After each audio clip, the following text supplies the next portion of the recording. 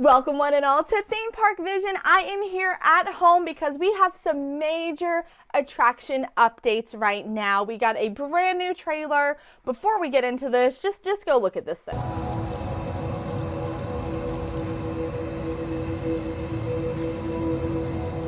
In 2026, Dollywood charts a course to where the night is never truly dark. Sparking imagination and rising to new heights. Deep in the Smokies, we illuminate the unknown. Follow the Light 2026. Only at Dollywood.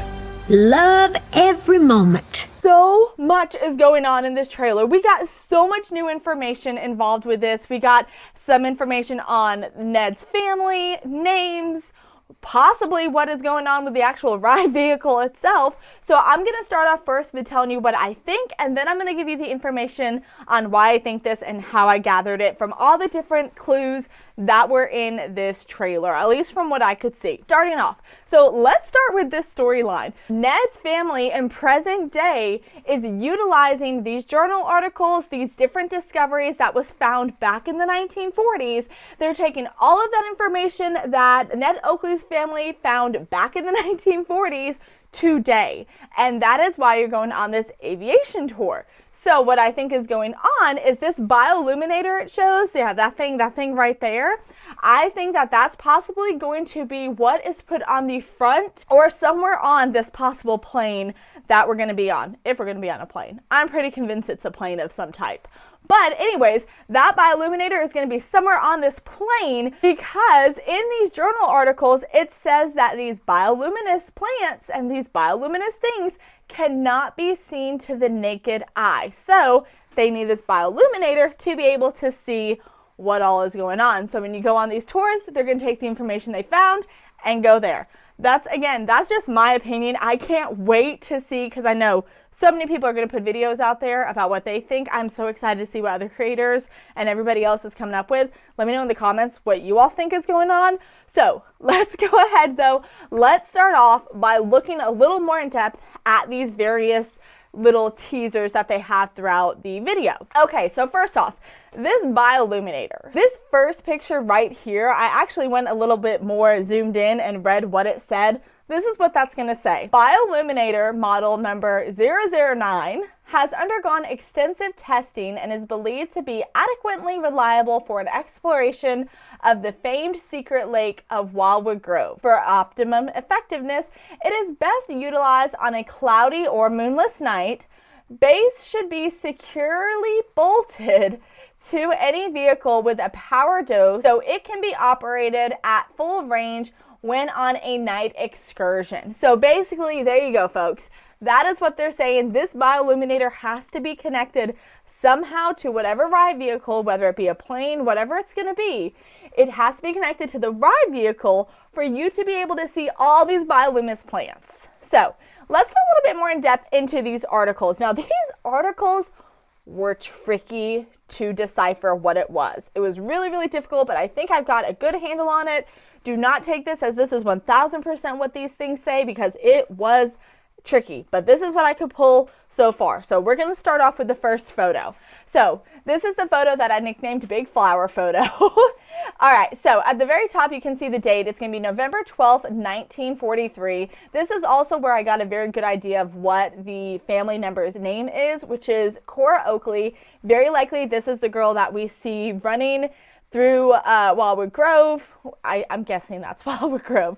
But anyways, the woman we see in the trailer that's running, and then also the woman from the first trailer, it's likely that same individual. So this is what I believe it says. We made an exciting discovery today. I had set a couple of these succulents on Jasper's desk.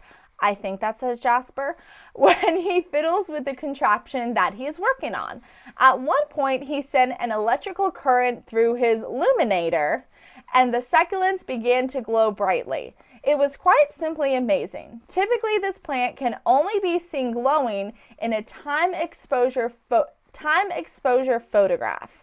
But whenever Jasper sent power through his device, the bioluminescence was suddenly visible to the naked eye. ever since we found out about glowing roots in Sundan. I think that's what that said. I've been looking for a breakthrough like this. So, again, this is clearly saying these bioluminescent plants cannot be seen to the naked eye. They're having to do a lot of different experiments. He's fiddling with the bioluminator at this point. It sounds like he's starting to construct it, and that is how they're able to see these things. Originally, before I got more in depth with these articles, I thought maybe, they're going to have us wear glasses or something to see the bioluminescent things. That kind of squashed that theory right there. So the next photo is this tree. I call it the tree photo because it looks like it's the wildwood tree. Okay, so this looks like it's going to be January 31st, 1943. So again, we are in the 40s right now. And this one was very, very hard because a lot of the pages are cut off. So just bear with me. A lot of the pages were cut off. So bear with me on that. I found this tree on the outskirts of the forest, downstream just by the entrance on the way to the Grumman homestead. Don't hold me to that.